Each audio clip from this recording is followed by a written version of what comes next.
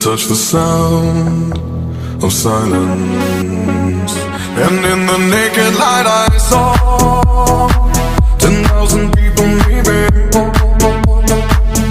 people talking without speaking, people hearing without listening, people writing songs that voices never share, and no one dared disturb the sound of silence. Fools said, you do not know. Silence like a cancer grows.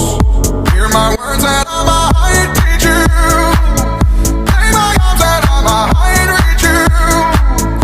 But my words, like silent raindrops fell and echoed in the wells of silence.